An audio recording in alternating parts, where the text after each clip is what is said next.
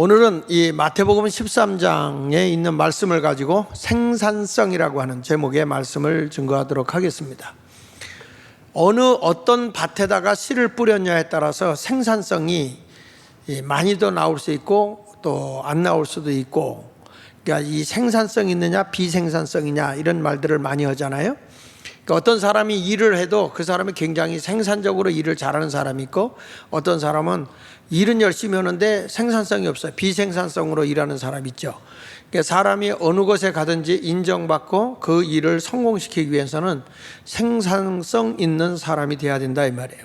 오늘 예수님께서 말씀하는 내용 가운데서 씨가 떨어졌는데, 좋은 땅에 떨어진 씨는 100배, 60배, 30배의 열매를 거둔다 라고 말씀하고 있으면서, 씨가 떨어지는데 땅이 나쁜 곳에 떨어진 씨는 열매가 없다, 그런 말씀을 하고 있어요.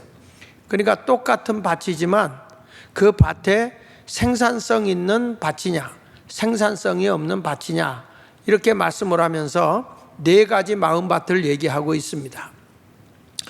저는 그 시골에서 살아서 이게 농사 짓는 거에 대해서 보면, 이제 이 고구마를 심어서 이 땅이 수분이 좀 넉넉한데 고구마를 심어 놓으면 고구마가 잘 돼요. 잘 되고 고구마도 크고 잘 이렇게 뻗어 나가죠. 그 반면에 또 고구마를 이 수분이 잘 차지 않는 곳에다 고구마를 심어 놓으면 고구마가 이렇게 잘 자라지는 않지만 또 그 고구마가 거기서 열매를 맺게 되면 맛이 있어요. 맛이 있어. 근데 이 수분이 많은 데다 고구마를 심으면, 고구마를 여러분 그 쪄서 먹어보면 아시겠지만 고구마가 물쩍물쩍해요. 그런데 수분이 적은 데다가 고구마를 심어놓고 나서 그 고구마가 열려지면 다른 고구마보다 좀 작긴 하지만 밤 고구마가 딱 하면 그렇게 목이 메일 정도로 타박타박하고 말이죠. 맛있잖아요. 그러니까 어느 땅에 씨앗이 심겨져서 열매를 맺냐에 따라서 맛도 달라지는 것이고 수확도 달라지는 것입니다. 이 감자 같은 것을 이렇게 심어놓고 나면 감자를 팝니다. 근데 이렇게 감자를 캐고 나면 이 줄기를 뽑을 때 감자가 딸려 나와요. 그러면 이제 감자에 상처를 주지 않기 위해서 호미로다가 이렇게 이 흙을 살살살살 긁어가지고 감자를 캔단 말이죠. 사람들이 감자를 캐다가 어느 집에 감자 캔 집에 가보면 그 위에만 살살살살 이렇게 하는 데가 있어요. 근데 감자 가운데 또 뿌리도 깊이 박힌 게 있거든요. 이제 그런 집은 눈여겨봤다가 이제 다 캐고 난 뒤에 밭이 어느 정도 말랐다 싶을 때, 그때 이제 저하고 우리 어머니는 남의 밭에 가서 캔 밭에 가서 감자를 깊이 캐면 와, 거기서 감자가 꽤 많이 나와. 그러니까 이 얕은 데 노는 사람의 수준은 얕게 묻혀 있는 걸 좋아해요. 근데 깊이 파고 나면 감자가 거기서 또 큰 것들이 많이 나오거든요. 근데 어떤 감자, 어떤 밭에 심어졌냐에 따라서 감자 맛도 달라지는 것이고 고구마도 달라진다 이 말이에요. 오늘 성경에서도 우리에게 말씀을 하고 있는데, 사람의 마음을 밭으로 비유하셨어요. 예수님이 밭으로 비유하면서 생산성 없는 밭이 있다. 그 생산성 없는 밭은 첫째 어떤 밭이냐, 이 생산 못할 땅 같은 마음밭이 있는데, 그 첫 번째가 이 길바닥 같은 마음이다. 길바닥 같은 마음. 자, 여기 보시면 13장 3절로 4절에 보면 예수께서 비유로 여러 가지를 그들에게 말씀하여 이르시되, 씨를 뿌리는 자가 뿌리러 나가서 뿌릴새 덜은 어디에 떨어졌다고요? 길가에 떨어짐에 새들이 와서 먹어버렸다는 거예요. 그래서 여기서 사람의 마음밭이 길가와 같이 밟고 다녀서 닳고 닳았다는 거예요.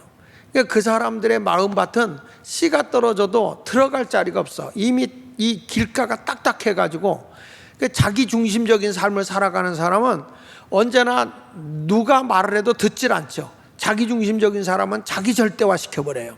하나님 말씀 들어도 나하고 안 맞으면, 내 생각하고 다르면 다 배척해버려요. 이것이 뭐냐면 자기 중심적인 삶을 살아가는 사람이거든요. 그러니까 여기도 보니까 이런 말은 거예요. 마태복음 13장 19절에 이 내용을 예수님이 설명을 했는데, 아무나 천국 말씀을 듣고 깨닫지 못할 때는 악한 자가 와서 그 마음에 뿌려진 것을 빼앗나니 이는 길가에 뿌려진 자라 그랬어요.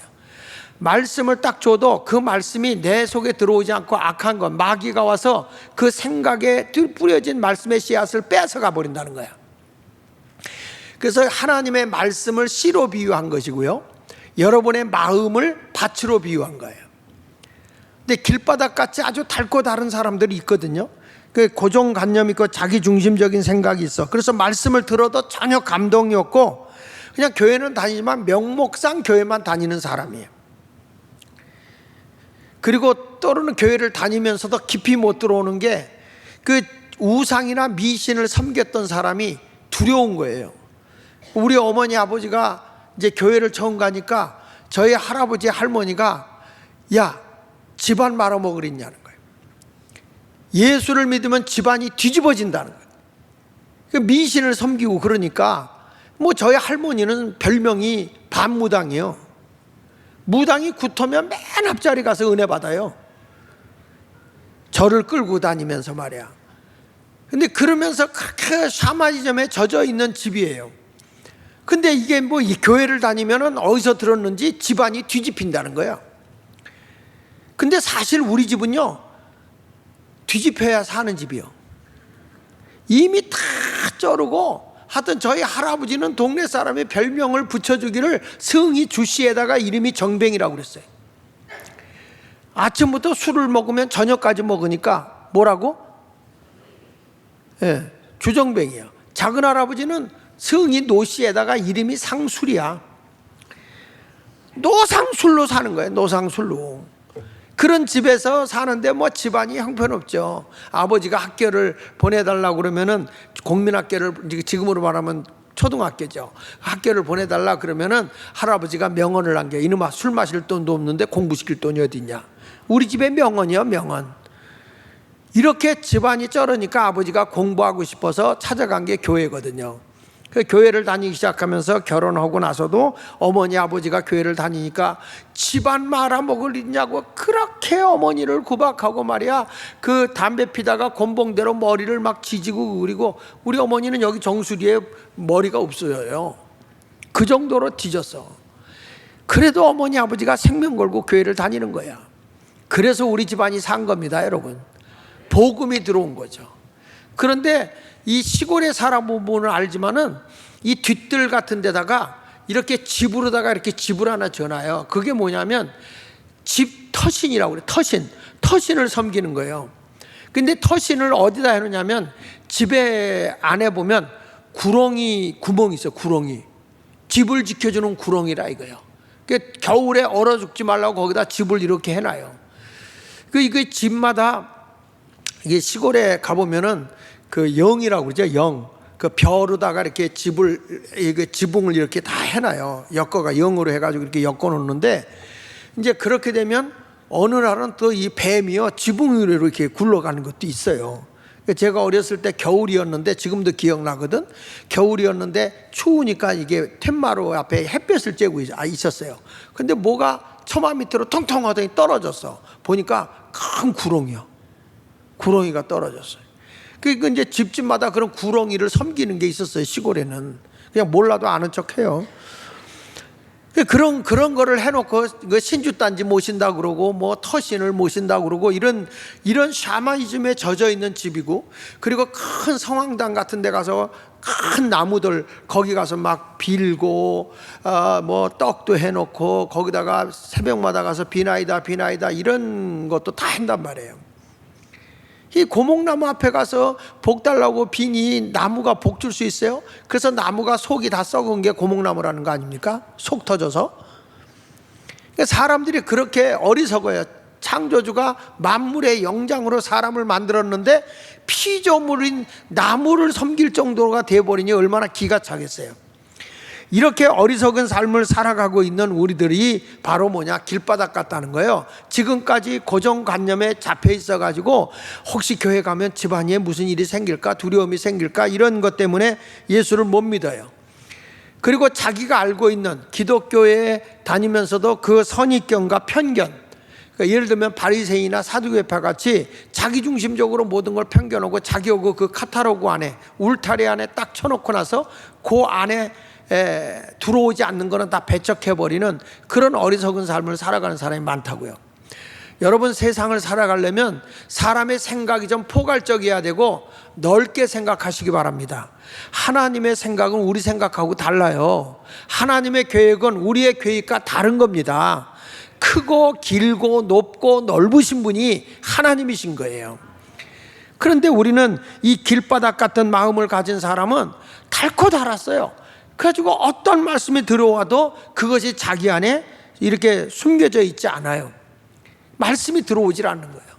그거를 성경은 이렇게 말합니다. 고린도후서 4장 4절에 보면은 그 중에 이 세상 신이, 그러니까 세상 신이 있다는 거죠. 믿지 아니한 자들의 마음을 혼미케 해서, 혼미케 하는 영이에요.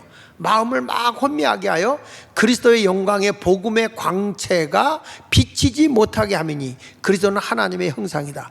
그러니까 하나님의 복음을 받아들이지 못하도록 이 세상 신이, 세상의 모든 우상들이 또는 나를 혼미케 하고 혼란하게 하는 그런 영들이 하나님의 말씀의 복음을 받아들이지 못하게 한다는 거예요. 이것이 뭐냐면 길바닥 같은 마음이라는 거예요.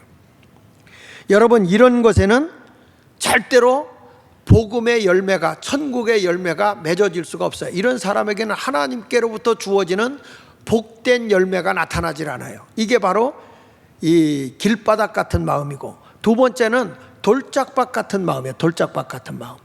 돌짝밭 같은 마음은 뭐냐면 이런 거예요. 자, 마태복음 13장 5절로 6절에 이렇게 말합니다. 더러는 흙이 얕은 돌밭에 떨어지매 흙이 깊지 아니하므로 곧 싹이 나오나 해가 돋은 후에 타서 뿌리가 없으므로 말랐다. 흙이 깊질 않아서 이게 씨를 뿌리니까 조금 내리는 것 같다가 흙이 덮이질 않으니까, 햇빛이 내리쬐니까 말라 비틀어져 죽었다. 요걸 예수님이 이렇게 설명을 했어요. 마태복음 13장 20절로 21절에 이렇게 설명을 했어요. 돌밭에 뿌려졌다는 것은 말씀을 듣고 즉시 기쁨으로 받아들인 거다.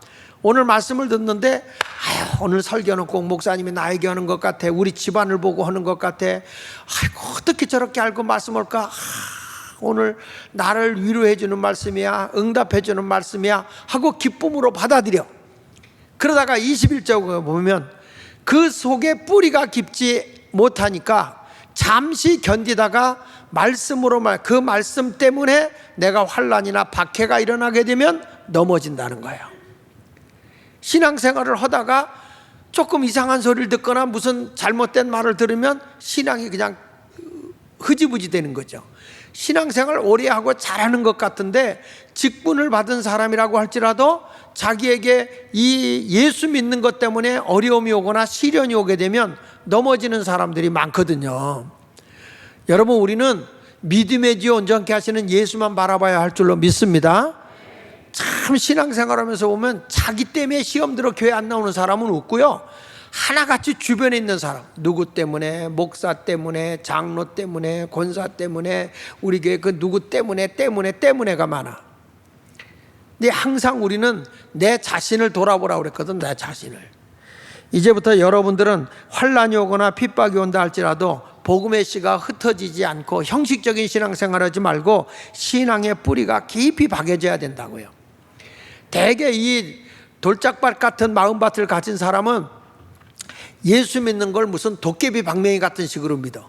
싹 기도했으면 응답이 착 오고 그러면 모든 게 다 만사형통이고 이렇게 되는지 생각하는 사람도 있는데 그렇지 않거든요. 여러분, 아브라함이 너를 통해서 천하만민이 복을 받게 하시고 내 씨가 크게 번성할 것이라고 하는데 하나님의 부름을 받고 자기 자식 하나 얻는데도 25년 걸렸어요. 25년. 그리고 그 이스라엘 민족의 큰 형성을 아브라함의 후손을 통해서 이스라엘이라는 민족 공동체가 세워지는데 400여 년이 걸리는 거예요, 여러분. 그러니까 이것이 바로 뭐가 그냥 금 나와라 뚝딱 하면 뚝딱 하고 나오는 그런 게 아니라고요.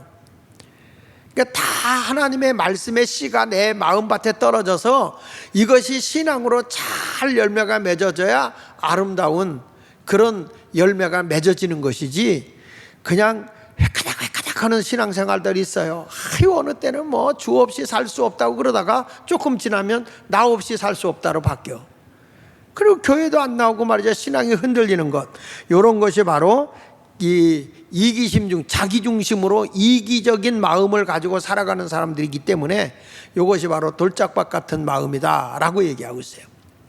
그 다음에 세 번째는 열매 맺지 못하는 생산성 없는 마음은 어떤 마음이냐 그랬더니 가시떨기 밭에 떨어진 씨가 같은 것이다. 여기 보면 이렇게 말합니다. 마태복음 13장 7절에 보면 더러는 가시떨기 위에 떨어짐에 가시가 자라서 기운을 막았다. 이 아카시아 나무는요, 이 뿌리에 뻗어나가는 게 굉장히 빨라요. 그리고 흡입력이 빨라서 그 아카시아 나무, 가시나무 밑에 있는 풀들이 안 자라요. 다 그거는 열매를 맺지 못한다고, 그 가시나무 밑에서는. 그러니까 예수님이 지금 하시는 얘기가 복음이 떨어졌는데 가시떨기 나무들이 있는 밑에 떨어진 거는 워낙 가시가 자라서 기운을 막아버리기 때문에 열매가 없다는 거예요. 그러면 이 가시떨기 나무의 밭, 가시떨기가 자라는 이 밭은 어떤 것이냐? 마태복음 13장 22절에 예수님이 이렇게 설명하죠. 가시떨기에 뿌려졌다는 것은 말씀은 들으나, 말씀은 들어요. 그런데 세상의 염려와 재물의 유혹, 여기서 유혹이라는 건 욕심이에요. 욕심. 재물의 욕심에 말씀이 막혀 결실하지 못하는 자다. 교회 다니면서 말씀 듣기는 다 듣고 알기도 많이 알아요. 근데 이 가시떨기에 뿌려진 나무들은 이 씨앗은 어떠냐면 염려가 많아. 염려가. 내가 이거 뭐 뭣도 써야 되는데, 뭣도 해야 되는데, 그리고 욕심이 막 생기기 때문에, 이게 한마디로 얘기하면 그리스도인은 그리스도인인데 세속적 그리스도인이에요. 이런 사람들은 하나님 나라의 열매를 맺을 수가 없다. 이런 사람이죠.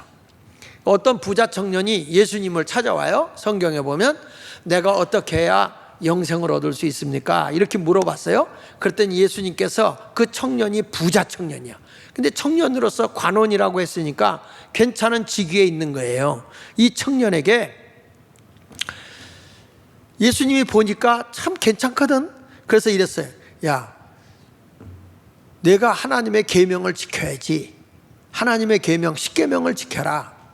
그랬더니 난 어려서부터 율법을 잘 지켜서 10계명을 지켰습니다. 하나님 말씀을 지켰어요.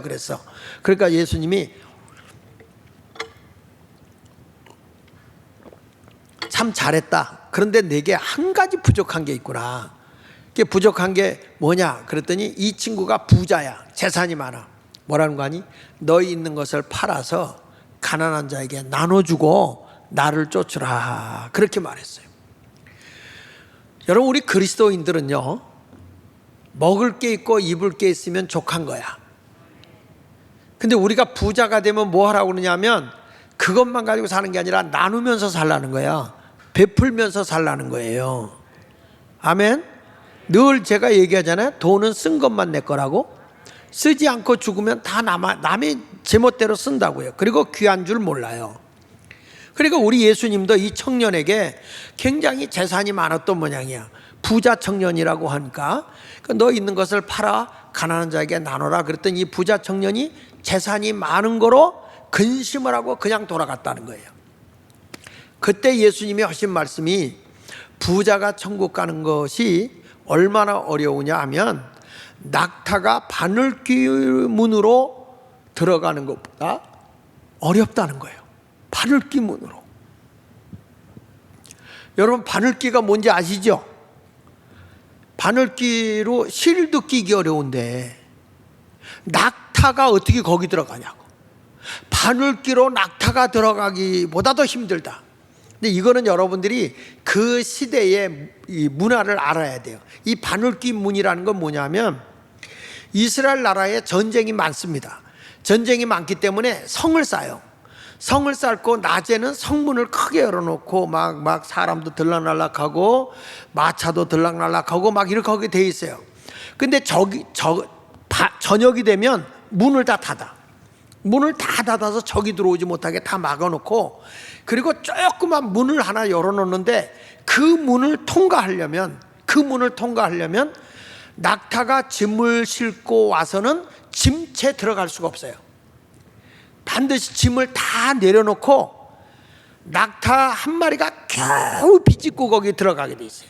그 낙타 하나를 옮겨놓은 다음, 들여보낸 다음에 내려놓은 짐을 사람이 옮겨서 그 안으로, 성 안으로 가지고 들어가게 돼 있어요. 그 문을 니들 게이트라고 그래. 바늘귀 문이라고 그래. 바늘귀 문.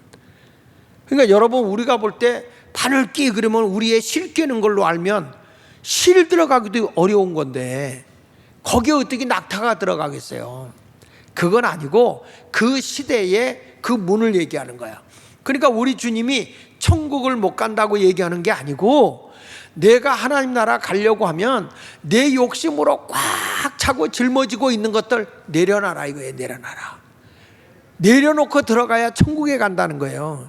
욕심이 많으면 절대 여러분 바늘귀 문으로 못 들어간단 말이에요. 예수님이 지금 하시는 말씀이 부자가 천국 들어가는 것은 낙타가 바늘귀로 들어가는 것보다 그만큼 어렵다는 거죠.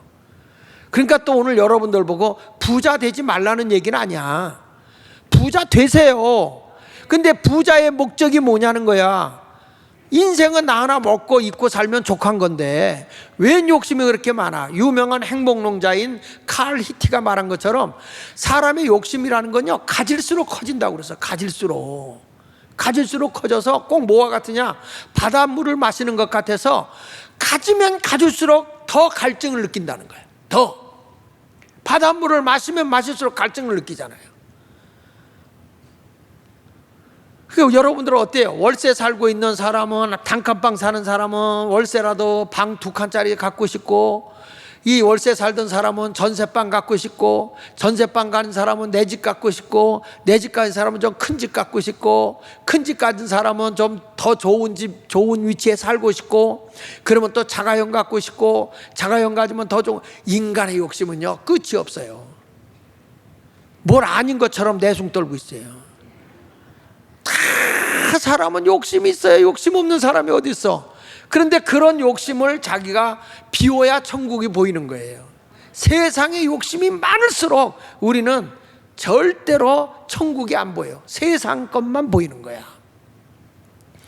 여러분, 오늘도 우리의 욕심을 좀 내려놓으십시오. 사람이 병나는 것도 지나친 욕심 때문인 거야. 우리는 하나님 나라의 영광을 위해 살아가는 자가 되시기를 바랍니다. 그래서 이런 것이 바로 비생산적인 마음이라는 거예요. 생산성 없는 땅, 바로 길가 같은 마음, 또 돌짝밭 같은 마음, 그리고 가시밭 같은 마음, 이런 마음밭은 생산성이 없다. 이런 사람은 어떤 결과가 나오지 않는다. 그러면 생산성 있는 삶을 살기 위해서는 어떤 마음을 가져야 되냐? 생산을 풍성하게 할 수 있는 좋은 마음밭이 있다는 거예요. 성경 말씀에 보니까 마태복음 13장 8절에 이렇게 말합니다. 더러는 어디에 떨어졌다고 그랬어요?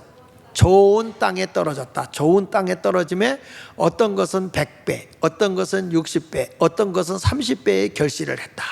좋은 땅에 떨어지니까 100배, 60배, 30배의 열매를 거두더라는 거죠. 그러면 이 좋은 땅은 뭐냐? 마태복음 13장 23절에 예수님이 이렇게 설명했죠.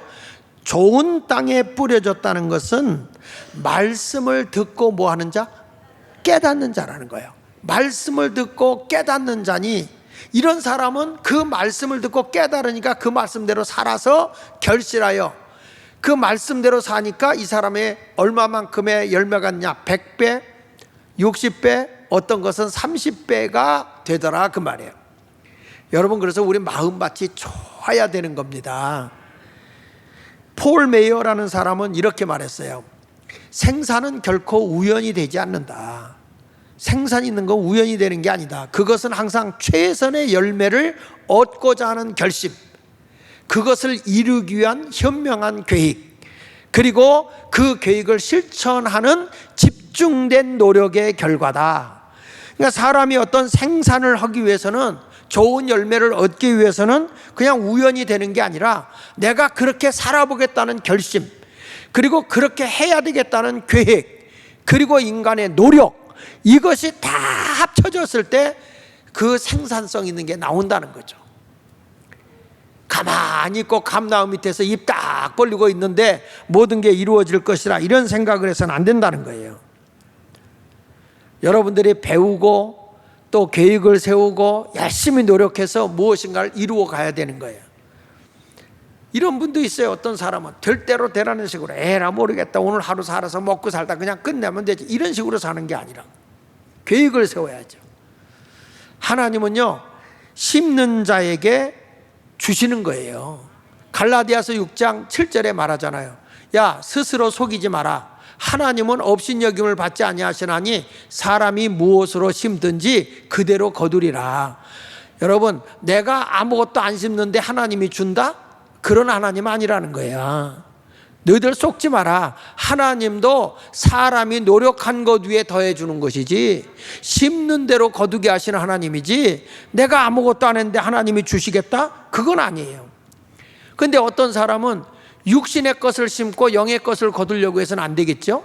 갈라디아서 6장 8절에 보면 자기 육체를 위해 심는 자는 육체로부터 썩어질 것을 거둔다. 육신적인 삶을 얘기하는 거예요. 육의 것만을 추구하면 하나님하고 이게 딱 금이 가게 돼 있어요. 로마서 8장 7절에 보면 육신의 생각은 하나님과 원수가 된다.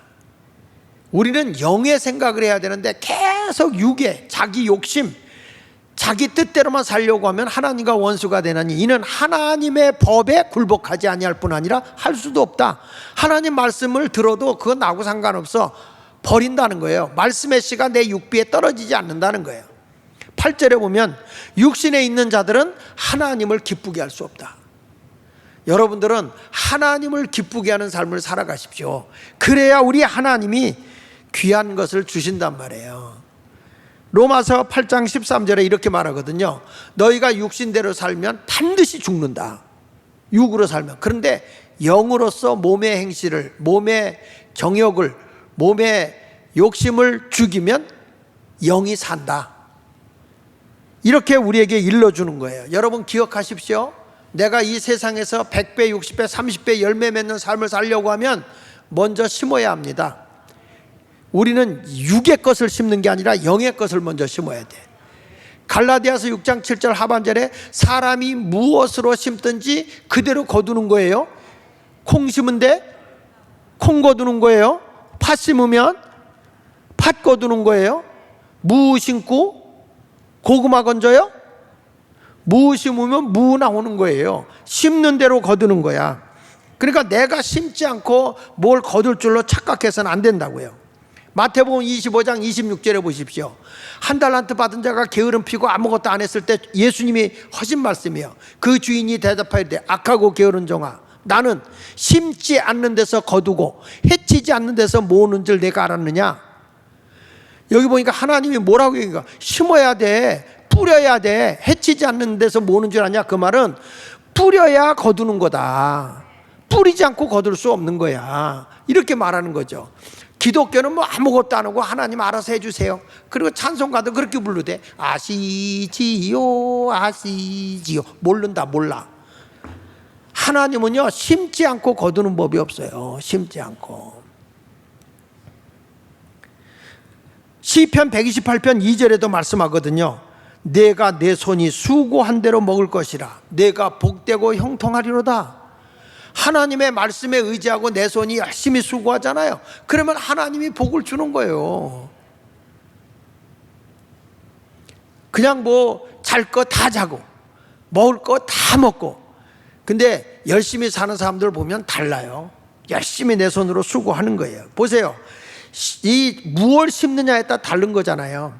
종류에 따라 다른데 육의 것을 심으면 육의 것을 거두겠지만 영의 것을 심으면 하나님의 것을 거둔다고요.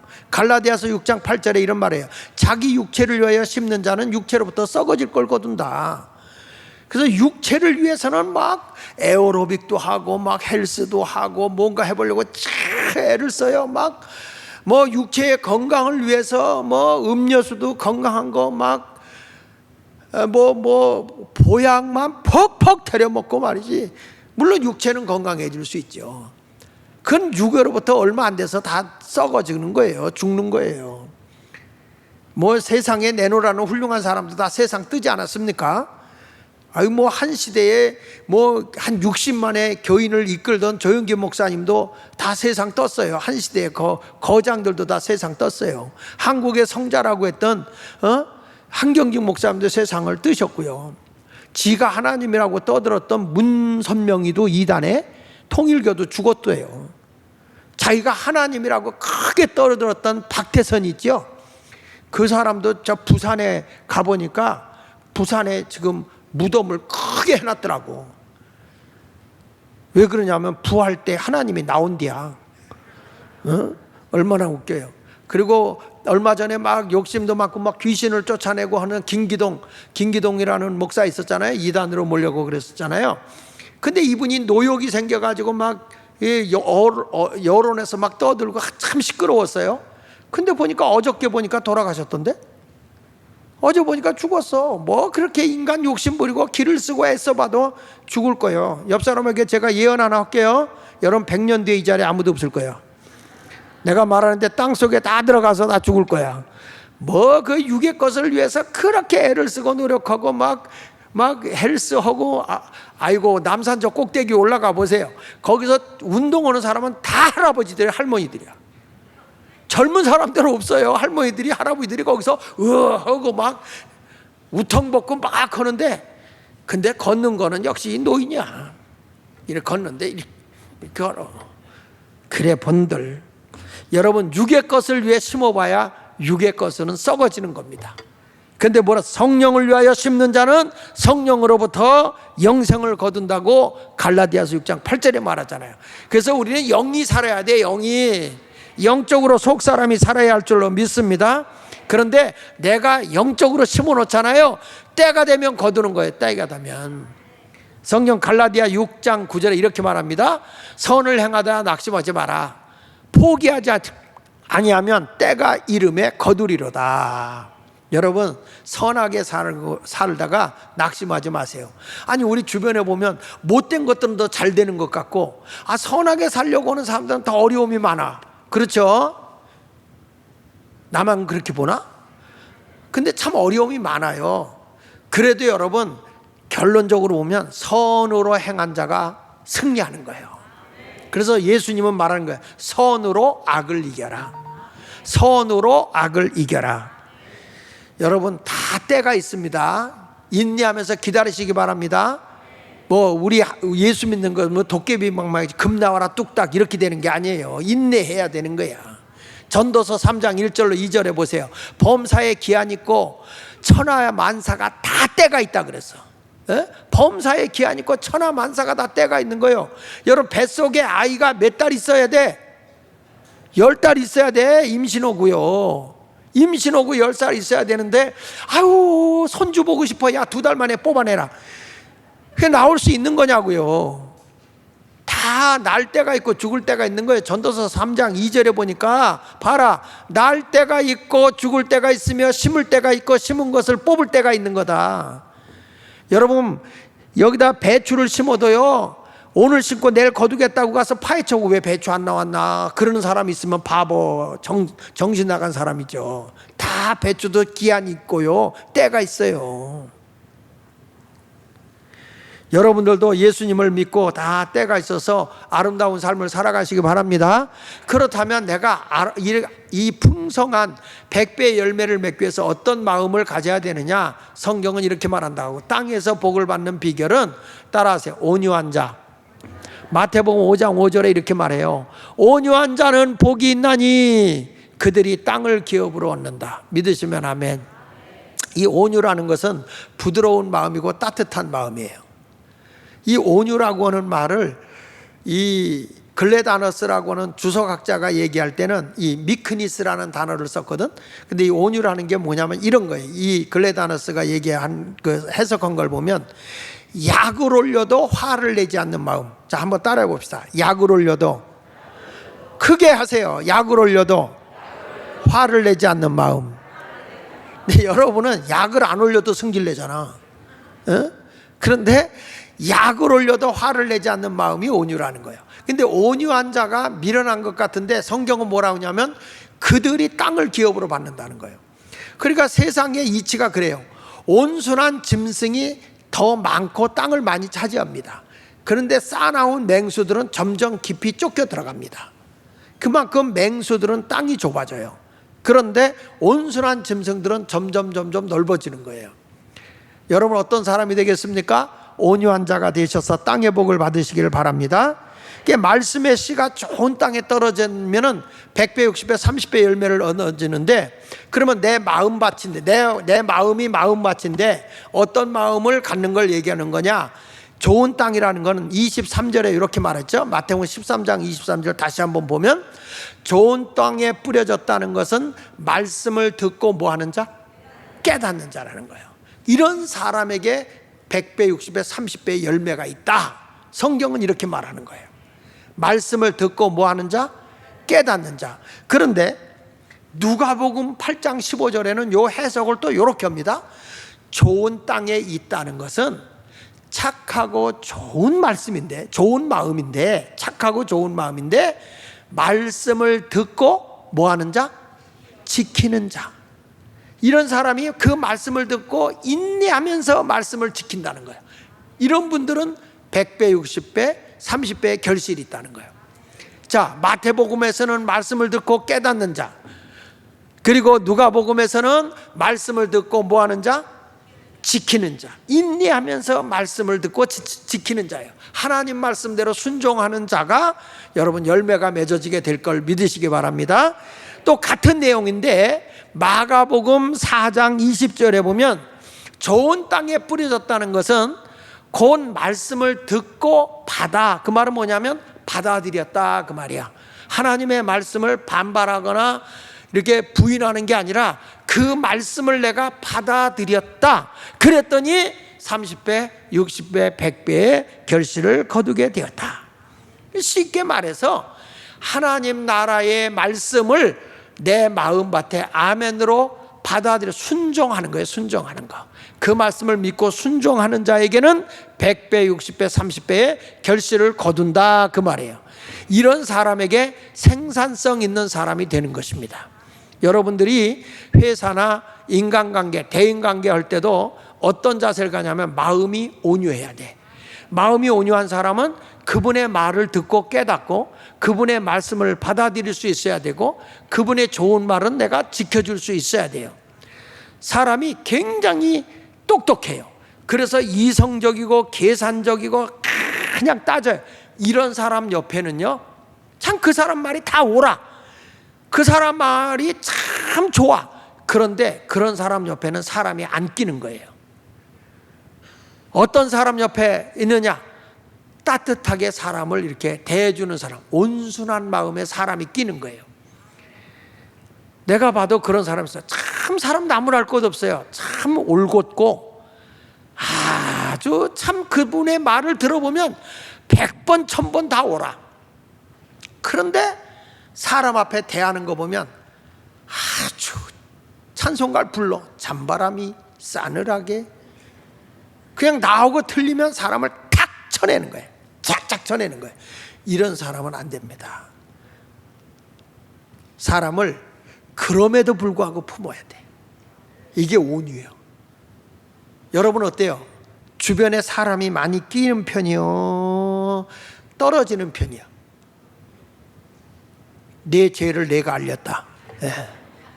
온유하지 못한 사람은 복이 없어요. 복이 없어. 아무리 옳아도 그래 옳은 길로 가면서 사람을 품고 같이 가는 거, 이게 중요하다 그 말이에요.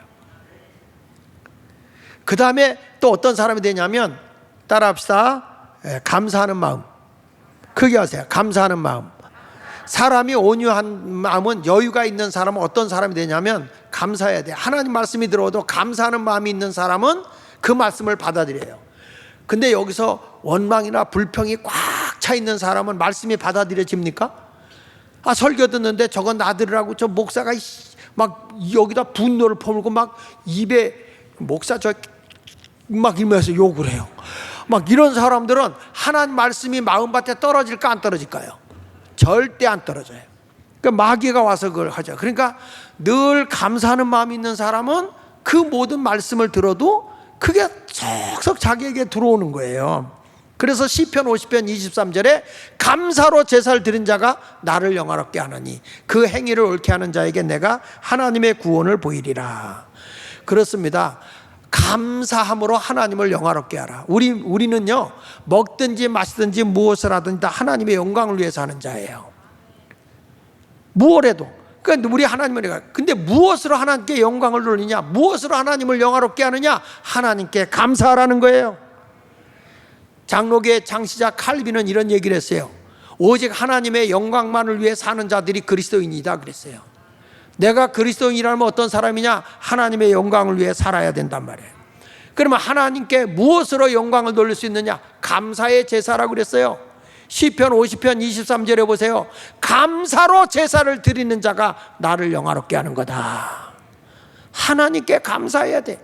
여러분, 사람 만났을 때 누구에 대해서 불편하기보다는 그분이 옆에 있어줘서 고맙고 감사함을 표현해야 돼요.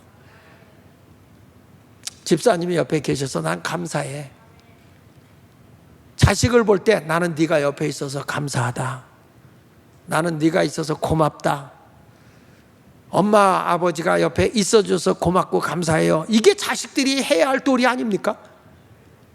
왜 얼굴들이 그래? 엄마 빨리 죽어버려! 이런 자식이 있다면 그게 말이 되겠어요? 우리도 세상을 살아가면서 하나님을 원망하지 말고 하나님께 감사하기를 바랍니다.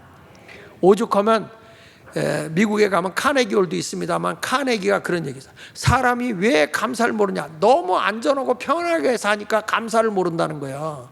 언제 감사가 나오느냐? 인생은 불행하지 않기 때문에 감사할 줄 모른다는 거예요. 여러분, 우리가 내가 이렇게 움직일 수 있고 호흡할 수 있고 볼 수 있고 하는 거 감사해야 돼요. 내가 팔을 이렇게 달고 다니지만 이 팔 무게가 천근 만근 같이 무겁게 느껴지지 않는 건 건강한 거야. 아유, 팔이 천근 만근 같다. 이건 병난 거야. 그렇잖아요? 내가 걸어갈 때 호흡이 막 가쁘고 힘들어. 이건 몸이 약해진 거야. 근데 내가 그러지 않고 살아간다면 감사해야죠. 근데 사람은 희한하게 다치고 나면 감사하더라고. 멀쩡할 때는 감사 안 하고. 그러니까 오죽하면 카네기가 인생은 불행하지 않기 때문에 감사할 줄 모른다는 거예요. 다 그런 줄 알고. 우리는 감사하고 살아야 돼. 모든 것에 범사에 감사하는 자가 되시길 축원합니다. 특별히 우리 주님이 돌아오는 주일에 이 수장절을 지키라는 건 주님의 명령이야. 1년에 한 차례 너희들의 추수한 것, 너희가 지금까지 살아온 걸 다 결산해보고 하나님께 감사하라는 거야. 지금까지 내가 살아온 것 주님의 은혜다, 감사하라는 거예요. 우리 가족을 지켜주신 하나님 은혜 감사하라는 거예요. 연종에 하나님께 감사하라, 이런 거야. 추수감사는 우리가 정말 최선을 다해서 하나님께 감사할 줄 아는, 그게 하나님께 영광이 되는 거예요. 여러분도 감사하며 사는 자가 되시기 바랍니다. 감사함으로 사는 사람은 버릴 게 하나도 없어요. 여러분 어떻습니까? 오늘도 불평이 많습니까? 감사가 많습니까? 감사의 사람이 되시기를 축원합니다. 기도하겠습니다.